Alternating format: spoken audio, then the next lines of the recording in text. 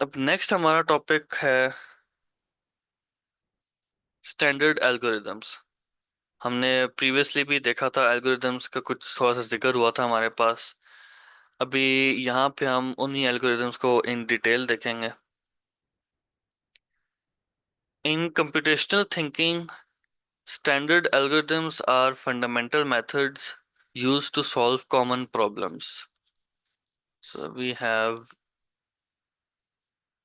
algorithms to be discussed now.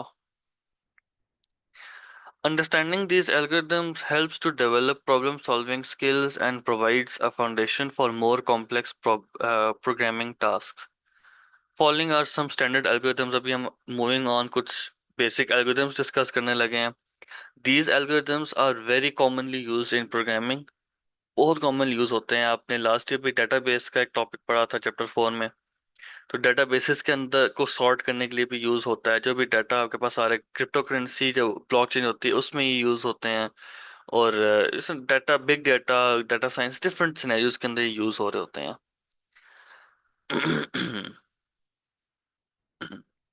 Bubble sort repeatedly. अच्छा, first we have sorting algorithms. Sorting algorithms का काम क्या है? आपके पास जो भी डाटा मौजूद है, उस डाटा को असेंडिंग या फिर डिसेंडिंग ऑर्डर में सेट करना, सॉर्ट करना। इन एल्गोरिथम्स को कहते हैं सॉर्टिंग एल्गोरिथम्स। अब सॉर्टिंग में हमारे पास तीन चार फर्दर टाइप्स डिस्कस हो रही हैं: bubble, selection, merge and insertion.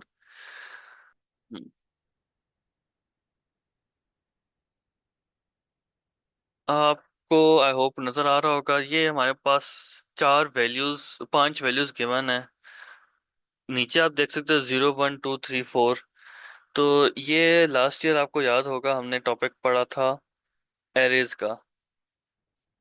तो एरेज के अंदर हमारे पास जो काउंटिंग होती है वो 0 से स्टार्ट हो रही होती है। तो यहाँ पे भी हम उसी तरह से देख रहे हैं कि एरे बनी हुई है। एरे के अंदर हमारे पास पांच वैल्यूज हैं: 29, 10, 14, 37, 14। आर्बिट्ररी वैल्यूज हैं, लेकिन इनके अंदर कोई सीक्वेंस बन सकता है। तो अभी पहला जो हमारे पास एल्गोरिथम था बुक में वो था बबल सॉर्ट। तो अभी हम बबल सॉर्ट के हिसाब से देखेंगे कि वो कैसे काम करता है।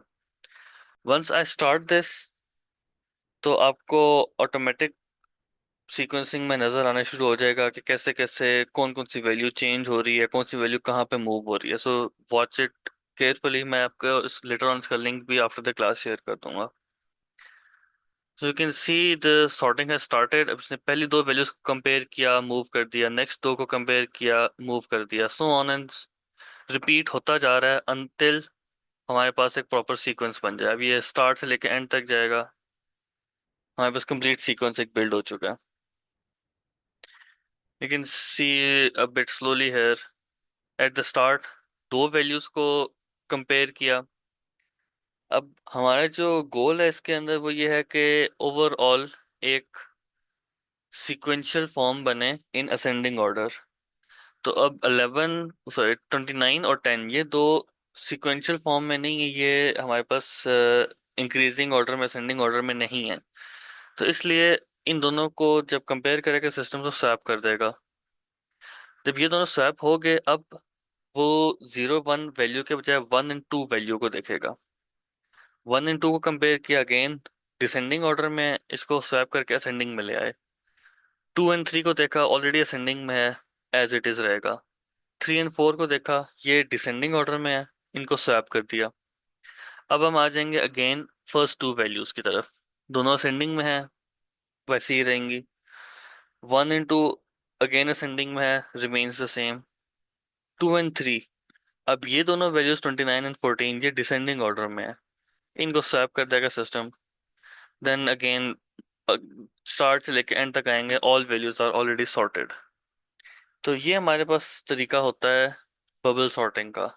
हमने कल भी इसमें देखा था रिपीटेडली स्टेप्स किस तरह से फॉलो हो रहे हैं हमारे पास। एडजेसेंट एलिमेंट्स के साथ कंपेयर कर रहे हैं हम और स्वैप कर रहे हैं अगर वो रॉन्ग ऑर्डर में हो। अब हम देखते हैं सिलेक्शन सॉर्ट। अब यहाँ पे हमारे पास वैल्यूज इंक्रीज हो गई हैं। Now we have 10 values. Actually let's just make it 10, ठीक है। अब 10 वैल्यूज में हम किस तरह से लेके चलेंगे, we will see step by step.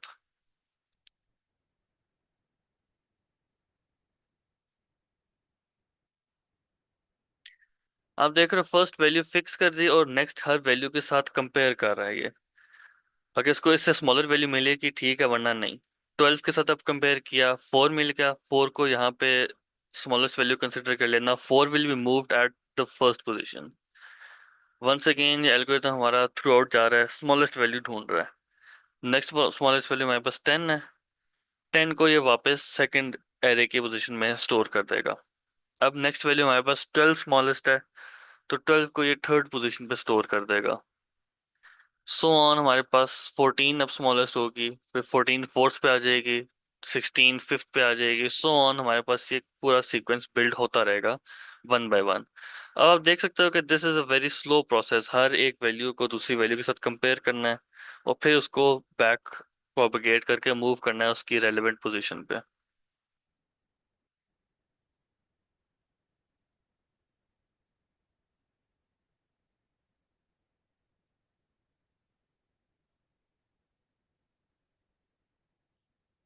अब अगर हम इसको स्टेप बाय स्टेप लेके चलें, सबसे पहले हमारे पास वन बिल्कुल इनिशियल वैल्यू थी, उसको हमने स्मॉलेस्ट है सो फार, उसको हमने कंसिडर किया। Let's take with the book, divides the list into a sorted and an unsorted part and repeatedly selects the smallest or largest element from the unsorted part to move to the sorted path। अब यहाँ पे दो arrays नहीं show हो रही visualisation के अंदर, एक एरे शो हो रही है, लेकिन स्टिल काम वही हो रहा है कि पूरी लिस्ट में से स्मॉलेस्ट वैल्यू को सिलेक्ट करेगा और उसको इनिशियल लेफ्ट मोस्ट पोजीशन पे ले जाएगा।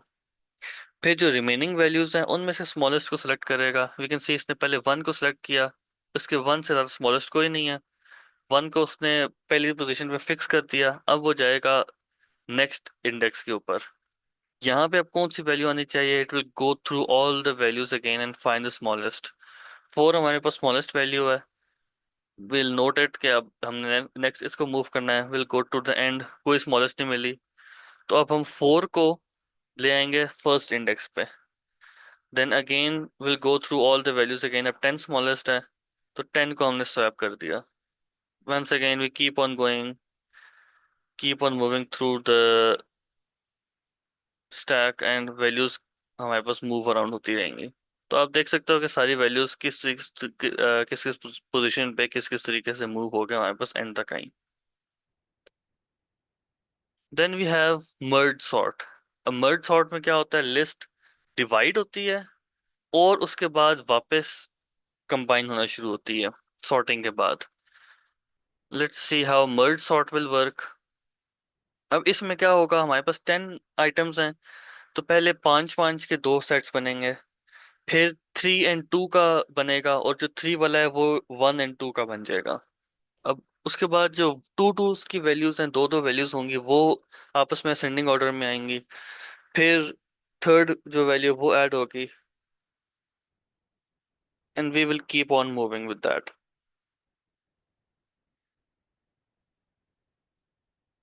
अब आप देख सकते हो यहाँ पे हमारे जो ओवरऑल एरे है वो डिवाइड होगी और वैल्यू स्वैप हो गई।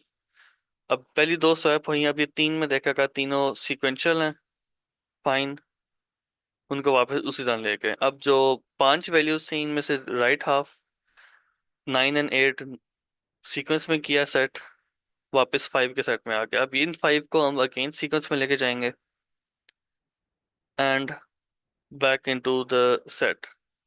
अब जो राइट हाफ था अब उसको फर्दर डिवाइड करते जाएंगे until we have a set with two value, all sets with two values or one value। Again all values sequence में आ गई। अब ये पांच वैल्यूज आ गई हैं, अब पहले राइट हाफ को देखा सीक्वेंस में है, फाइन। अब इसको हम पांच को कंबाइन करेंगे, अगेन विल सी कि ये सीक्वेंस में आ जाए। अब ये दो सेट्स बन गए थे, इन दोनों को अब हम दोबारा से सीक्वेंशियल ऑर्डर में कंबाइन करते जाएंगे।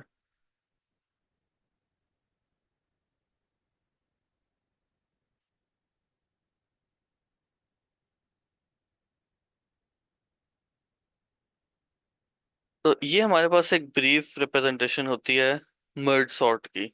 मर्ज सॉर्ट में क्या होगा, तमाम वैल्यूज पहले दो हाफ में डिवाइड हुई, फिर उनमें से जो एक हाफ है वो फर्दर दो में डिवाइड हुआ, दो में, बिकॉज फाइव वैल्यूज थी तो 3 and 2 बनाया हमने। अब उसमें जो 3 वाला सेट है उसको अगेन हम डिवाइड करेंगे ताकि हमें एक 2 वाला सेट मिले और एक 1 वाला सेट मिले। 2 वाले सेट को हमने अब सिक्वेंशियल ऑर्डर में लेके आना है। नॉन सिक्वेंशियल था, हम सिक्वेंशियल में ले आए। फिर इसको हमने 3 वाले के साथ मर्ज कर दिया, जो थर्ड वैल्यू थी उसके साथ मर्ज करके 3 का सेट बना लिया। इसको सिक्वेंशियल में लेके आए, ऑलरेडी सीक्वेंस में है, फाइन। अब जो हमारा राइट हाफ था उसको हम सीक्वेंस में लेके आए और कंप्लीट। अब 5 का हमारे पास जो मेन हाफ बना था उनको हम सारों को सीक्वेंस में लेके आएंगे, all values sorted.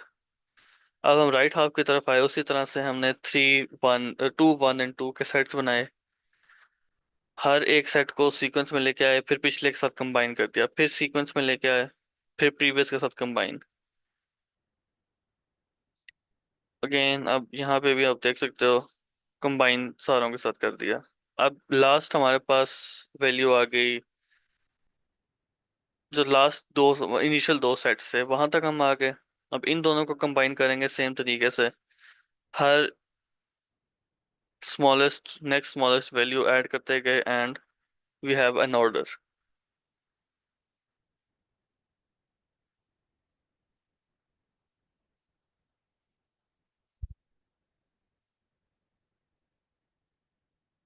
Next we have insertion sort. अब इंसर्शन सॉर्ट के अंदर क्या डिफरेंस हमारे पास आता है, in place sorting algorithm that builds the final sorted array one element at a time, shifting elements greater than the current element to the right। Let's see कि अब ये कैसे काम करता है। वंस अगेन अब आप देख सकते हो कि वैल्यूज को मूव कर रहा है। ये काफी डाउनवर्ड जो वैल्यू आ रही है वो बेसिकली लेफ्ट की तरफ मूव कर रही है, और उससे अगली जो लेफ्ट वैल्यू उसके साथ कंपेयर हो रही है। अगर उससे स्मॉलेस्ट है तो आगे चली जाएगी, वरना उस पोजीशन पे होके सेव हो जाएगी।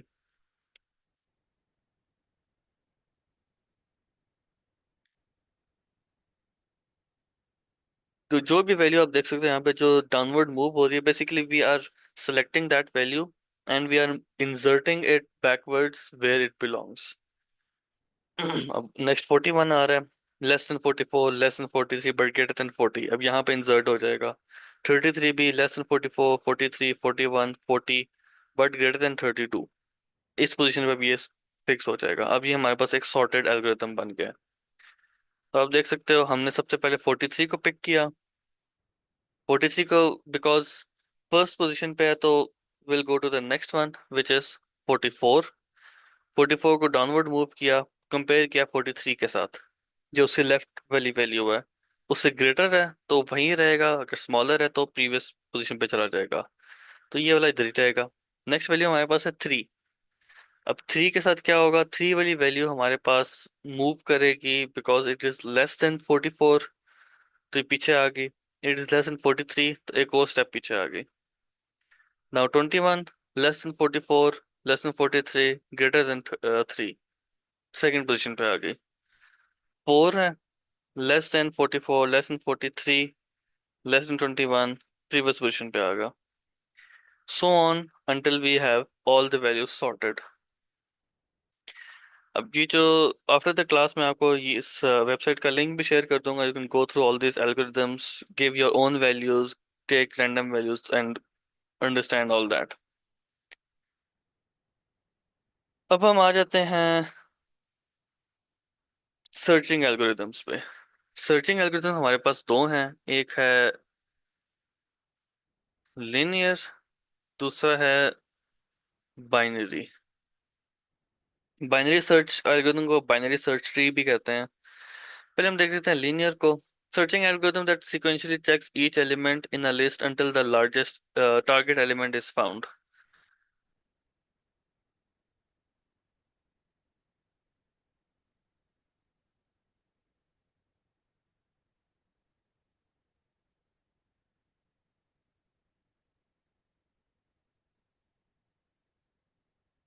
Let's take this array।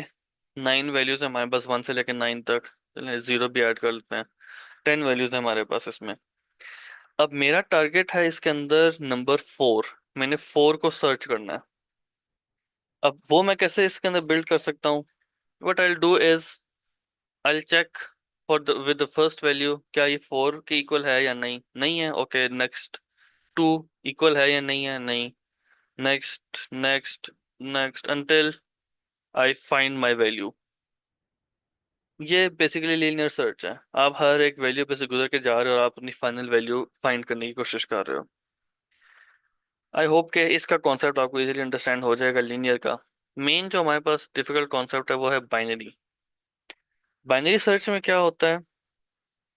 Sorted array by repeatedly dividing the search interval in half, it efficiently finds the position of a target value within the array.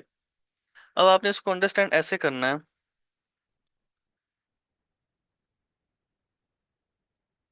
यही हमने अगर वैल्यूज ले ली, सेम वैल्यूज हम लेते हैं, इसको हम बाइनरी ट्री में कन्वर्ट करेंगे।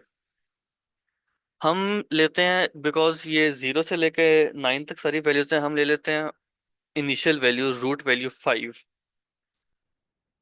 अब नेक्स्ट जो हमारी, हमने 5 को छोड़ के, यहाँ से 5 को स्किप करके हम थ्रू आउट मूव करेंगे इस लिस्ट में से।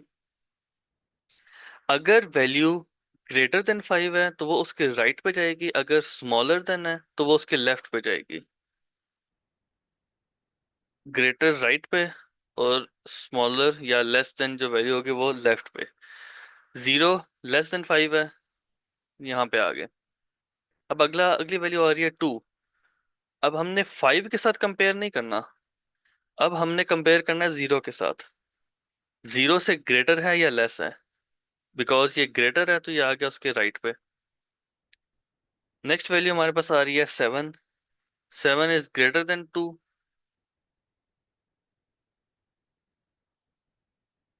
नेक्स्ट वैल्यू आ रही है 9, ग्रेटर देन 7। अब आ रही है वैल्यू 4। अब इसको प्लेस करने के हमारे पास दो तीन तरीके हैं। एक तो हम यहीं पे लेसन के तौर पे प्लेस कर सकते हैं, दूसरा हम बैक प्रोपेगेट कर सकते हैं। 9 से लेस है, उससे प्रीवियस वैल्यू हमारे पास है 7। 7 से भी लेस है, तो इन दोनों पोजीशंस पे आ सकता है। 2 से ग्रेटर है, 2 से ग्रेटर वी ऑलरेडी हैव 7, तो अब ये 7 के साथ हमारे पास प्लेस हो जाएगा नंबर 4। नेक्स्ट वैल्यू हमारे पास आ रही है 1। अब हमने जो लेटेस्ट वैल्यू प्लेस की थी वो थी 4, तो हम 4 से आगे जाएंगे। 4 के लेफ्ट पे आ जाएगा 1। फिर हमारे पास वैल्यू आ रही है 3, ग्रेटर है तो इसके राइट पे आ जाएगी। देन वी हैव 8, ग्रेटर है, ऑलरेडी एम्प्टी स्पेस है, यहाँ पे आ गई। Then we have 6। 6 is less than 8 but greater than 3, तो ये 8 के साथ हमारे पास यहाँ पे 6 आ जाएगा। अब अगर आपसे कहा जाए कि आपने फाइंड करना है नंबर 4, तो अब आपके लिए सर्चिंग निस्बतन आसान हो जाएगी कंपैरेटिवली। अब not always binary search tree बहुत आर्बिट्ररी वैल्यूज हमें देता है, तो इन दिस केस हम देखते हैं कैसे होता है। 5 हमारे पास आया, 5 के साथ हम कंपेयर करेंगे लेस देन है या ग्रेटर देन है। अगर लेस देन है तो हम लेफ्ट पे जाएंगे, ग्रेटर देन तो राइट पे जाएंगे। लेस देन है तो हम लेफ्ट पे आ गए 0, फिर राइट पे 2, राइट 7, लेफ्ट 4। हमें यहाँ पे मिल गई वैल्यू। अब इसी एल्गोरिदम को हम विजुअलाइजेशन में देखते हैं।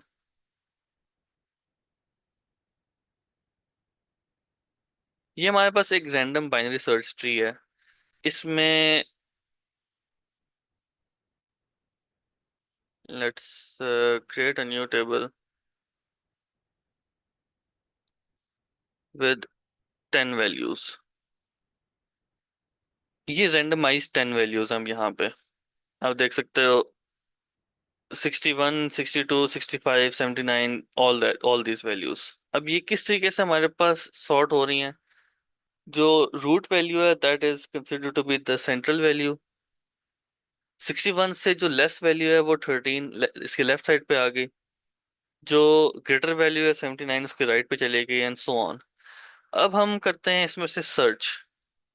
Let's search for 75। अब रूट वैल्यू से 75 ग्रेटर है तो वो राइट पे गया, 79 से लेस है लेफ्ट पे आ गया, 62 से ग्रेटर है राइट पे गया, 75 फाउंड। इसी तरह से हम अब ले लेते हैं 34 ले लेते हैं।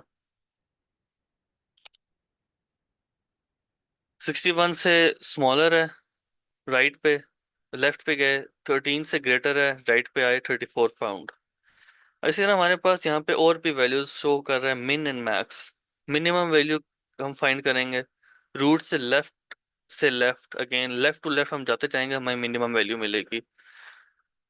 लार्जेस्ट वैल्यू के लिए we will keep on going to the right, तो हमें मैक्सिमम वैल्यू मिलेगी। 61 से राइट पे गए, 79 से अगेन राइट, 89 80 से राइट, 99, तो हमें ये लार्जेस्ट वैल्यू यहाँ पे मिल गई। अब इसमें एक और हमारे पास है लोअर बाउंड। लोअर बाउंड का मतलब ये है कि लीस्ट रैंक किसका है। चलिए रैंक के अंदर वैसे तो कंफ्यूज होने वाली बात है, रैंक का मतलब ये होता है कि लोएस्ट नोड पे कौन सी वैल्यू है।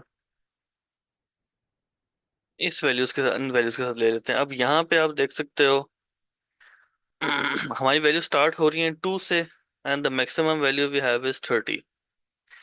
तो अब यहाँ पे आपके पास एक मिडिल पॉइंट जो बनता है, अब these are all even values, इसमें ऑड वैल्यूज नहीं है, तो जो मिडिल पॉइंट बनता है हमारे पास 16 बनता है रफली। तो हम यहाँ पे अब 16 के थ्रू लेके चलेंगे इसको, 16 का हम नोड कंसिडर करेंगे मिडिल वैल्यू। अब बाकी का जो ट्री बिल्ड होगा वो उसके हिसाब से होगा उससे। अब जरूरी नहीं है कि इसी शेप में बने हमारे पास। This one is perfectly balance tree. Balance tree का मतलब है कि इसके हर एक नोड से आगे दो नोड्स एग्जिस्ट करते हैं until we reach root nodes. तो अब यहाँ पे 16 से नेक्स्ट वैल्यू हो सकता है हमारे पास 8 आ रही हो, तो वो हमने लेफ्ट पे नोट डाउन कर दी। उससे स्मॉलेस्ट वैल्यू हमारे पास अगर 4 है तो उसके लेफ्ट पे कर दी, 2 6, मतलब इस तरह से सारी वैल्यूज हमारे पास यहाँ पे सॉर्ट हो गई हैं। अब इसमें इट्स लेस रेलिवेंट कि सॉर्ट कैसे हुई हैं, और इट्स मोर रेलिवेंट कि इन वैल्यूज के अंदर हम हम सर्च कैसे कर रहे हैं। अब लेट्स से कि I want to search for 26। अब 26 को सर्च करने के लिए आई नो कि 16 से ग्रेटर है तो उसके राइट पे जाएगा, 24 से भी ग्रेटर है उसके राइट पे जाएगा, 28 आ रहा है 28 से लेस है तो उसके लेफ्ट पे आ जाएगा। नाउ विल सर्च, रूट से स्टार्ट हुए, राइट पे गया 24, 24 से के राइट पे आया 28, उसके लेफ्ट पे गया 26 फाउंड। इसी तरह से हम ले लेते हैं कोई लेफ्टवर्ड वैल्यू ले लेते हैं 10। 10 इज स्मॉलर देन 16, 8 पे आए, ग्रेटर देन 8, 12, 12 से लेस है तो 10, हमें वी हैव फाउंड और कंसर्न्ड वैल्यू। अब यहाँ पे अगर मैं 14 के बजाय 10 के बजाय मैं 11 सर्च करूं, लेट्स सी कि वो इसके बारे में क्या करता है। रूट से लेफ्ट पे आए 8, 8 से ग्रेटर है, 12, 12 से लेस है, 10, 10 से ग्रेटर है। अब वी कैन सी के नेक्स्ट हमारे पास कोई वैल्यू एग्जिस्ट नहीं करती, इससे अगली हमारे पास कोई वैल्यू नहीं है। इसका मतलब है कि 11 does not exist with in this tree. यहाँ पे हम आके एंड कर देंगे अपने सर्च को। तो this is somewhat how the binary search tree works. Okay, next we have steps in algorithm to solve computational problem. Again, older topic, हमने लास्ट ईयर भी चीजें देखी थी कि प्रॉब्लम सॉल्विंग के क्या स्टेप्स होते हैं। सबसे पहले आप एक प्रॉब्लम को डिकम्पोज करते हो। डिकम्पोज का मतलब है कि आप उसको स्मॉलर कंपोनेंट्स में डिवाइड करोगे। Then we find a pattern within it. Pattern recognition का मतलब ये है कि उसके अंदर प्रीवियसली क्या हमें इंडिकेशन मौजूद थी और वो हमें सॉल्व करने पे या उसका हमें क्या सीक्वेंस हमने फाइंड किया था लेटर प्रीवियसली। एब्स्ट्रैक्शन का मतलब है कि हम इररिलेवेंट चीजें रिमूव कर देंगे। लास्टली एल्गोरिदम डिजाइन, जो हमारा इम्प्लीमेंटेबल आंसर है उसको हम यहाँ पे शो करेंगे, बिल्ड करेंगे। अब एब्स्ट्रैक्शन की कुछ डिटेल्स में हम जाके देखते हैं कि उसके अंदर क्या क्या चीज़ें हमारे पास आती हैं।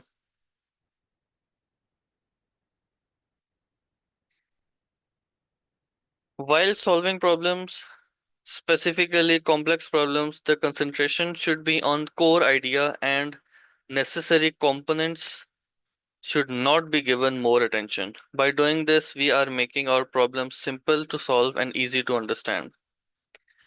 सिंपल मेन कॉन्सेप्ट के अंदर यही है कि हम अननेसेसरी डिटेल्स को रिमूव कर रहे हैं ताकि हमारे पास कोई भी इरेलीवेंट डिस्ट्रैक्शन एग्जिस्ट ना करे।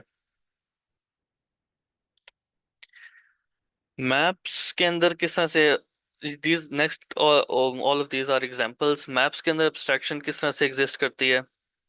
when we're using map application to reach the destination, we view the map abstractly, focusing on roads and map landmarks and eliminate the minor details like specific plants, trees and houses। जब भी आप map देख रहे होते हो, Google maps आप open करके देखते हो, तो उसमें आपको रोड्स शो हो रही होंगी, बिल्डिंग्स का कुछ स्ट्रक्चर आपके पास कुछ शो हो रहा होगा कि यहाँ पे कुछ बिल्डिंग्स एग्जिस्ट करती हैं। लेकिन वो जो मैप होता है वो सैटेलाइट इमेज मैप नहीं होता।